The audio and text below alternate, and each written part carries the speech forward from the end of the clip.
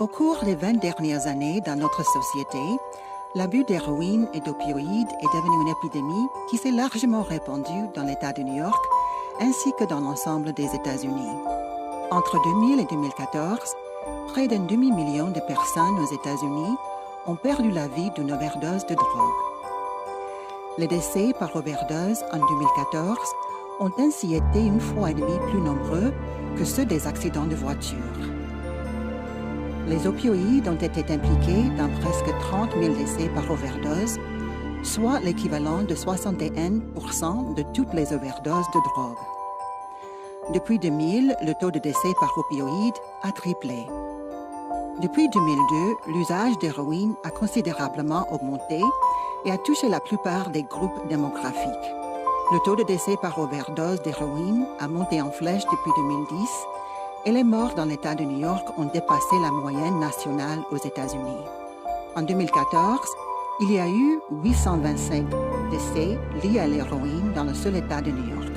Ce chiffre était 25 fois plus élevé que celui de la même période en 2004. Cette même année, les opioïdes prescrits ont été à l'origine de 1008 morts par overdose à New York. Cela a représenté 4 fois plus que le nombre de décès en 2005 et les chiffres augmentent toujours. Il y a de nombreuses raisons pour l'essor exponentiel de cette épidémie, telle que la façon de distribuer les opioïdes sur ordonnance. Dans la prochaine vidéo, nous allons discuter comment les prestataires de soins de santé sont directement impliqués dans cette épidémie.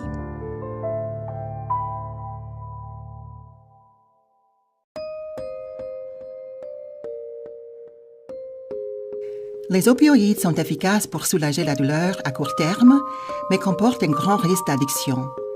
Ils sont couramment prescrits pour apaiser la douleur due à une maladie, à une opération ou à une blessure. Cependant, avec l'usage prolongé, le corps s'adapte à la présence des médicaments, faisant en sorte que les effets analgésiques se dissipent et que, dans certains cas, le niveau de base de la douleur originale augmente. Au cours des 2 dernières décennies, de nombreux facteurs ont contribué à une hausse dramatique dans le taux d'ordonnance et de consommation aux États-Unis. On estime que l'augmentation de la prescription est en partie attribuable à une stratégie élargie de la mise en marché des médicaments. La pression qui pousse les prestataires de soins à avoir plus de patients en moins de temps et à proposer des solutions rapides à la douleur a limité la capacité des prestataires à rechercher des solutions de rechange aux thérapies basées sur les médicaments. Pour certains, la prescription des analgésiques est considérée plus facile et moins chère que les thérapies complexes et coûteuses. Par ailleurs, les patients exigent de plus en plus un soulagement rapide de la douleur, voire que la douleur s'élimine complètement. Prendre des opioïdes pour la douleur chronique pendant de longues périodes peut créer une dépendance physique aux médicaments. Chez les patients dépendants ou ceux qui souffrent de la douleur chronique, on peut alors manœuvrer dans le système de santé pour obtenir des ordonnances d'opioïdes des prestataires différents. Et ceci sans qu'un des 10 prestataires sache qu'un autre a déjà prescrit le médicament. Or, ce phénomène se passe moins souvent grâce à l'essor des programmes de surveillance qui relient les prescripteurs dans l'ensemble du pays, permettant le contrôle des ordonnances dans plusieurs États à la fois. En plus d'obtenir délibérément des prescriptions d'opioïdes des prestataires multiples, les patients sont parfois prescrits des médicaments en prévision de la douleur. Comme ils n'utilisent pas toujours ces médicaments, les opioïdes excédentaires et inutilisés se trouvent à la maison.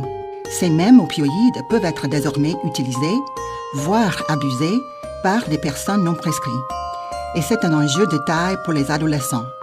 En effet, des études ont démontré que les adolescents qui utilisent des opioïdes de façon abusive sont encore plus susceptibles de s'en emparer auprès des amis ou de la famille.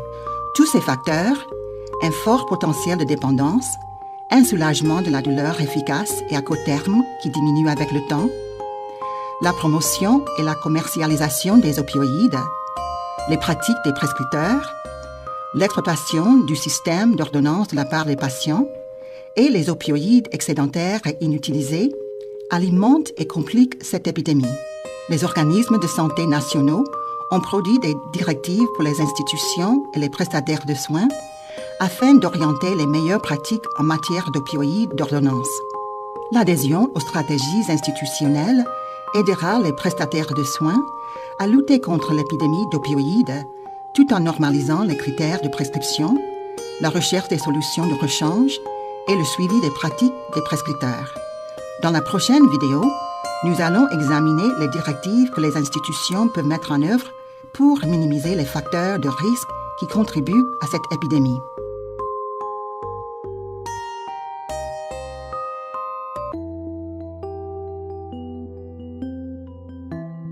Comme nous l'avons indiqué dans nos clips précédents, une partie de l'épidémie d'opioïdes revient du système médical qui autorise et favorise la prescription excessive des analgésiques opioïdes.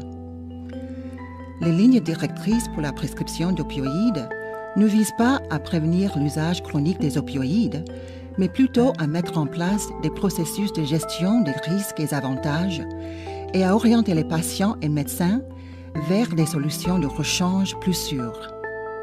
Les directives et politiques institutionnelles qui promouvoient leur usage aident à guider les prestataires de santé à suivre les meilleures pratiques. Ces politiques institutionnelles devraient être conçues et mises en œuvre dans un souci de travailler de concert avec les programmes de surveillance des médicaments d'ordonnance. Ceux-ci proviennent des bases de données électroniques dans les États qui suivent les prescriptions précises. Ces lignes directrices peuvent servir d'aide à la décision pour prévenir les erreurs médicales et orienter les prestataires de santé vers les pratiques qui sont généralement reconnues comme étant plus sûres et dans le meilleur intérêt des patients et de la société. Les politiques institutionnelles pourront aider à briser la glace avec les patients lorsqu'il s'agit d'aborder le sujet de la prescription d'opioïdes. En s'appuyant sur les lignes directrices et protocoles, ces conversations difficiles mais importantes sont souvent facilitées. Quand les patients persistent à demander des opioïdes qui ne sont pas indiqués, les politiques institutionnelles offrent un mécanisme de défense sur lequel les prestataires de santé peuvent se rabattre. Parfois, cela pourra aider le patient à rester ouvert et réceptif au traitement de rechange recommandé. Pour que les politiques institutionnelles fonctionnent, il faut avoir la participation et l'appui de l'ensemble des acteurs impliqués dans l'institution. Malheureusement, jusqu'à ce jour, cela constitue un des principaux obstacles à la réussite des protocoles d'opioïdes. De nombreux prescripteurs déclarent qu'ils ignorent de tels protocoles ou de directives au sein de leur société médicale spécialisée. Pour lutter contre l'épidémie d'opioïdes, il faut qu'il y ait plusieurs approches différentes provenant tant de l'intérieur que de l'extérieur du système médical. Disposer des politiques sur la prescription et l'exécution des ordonnances qui sont à la fois connues et disponibles pourrait ainsi aider à réduire les dommages causés par les opioïdes dans notre société.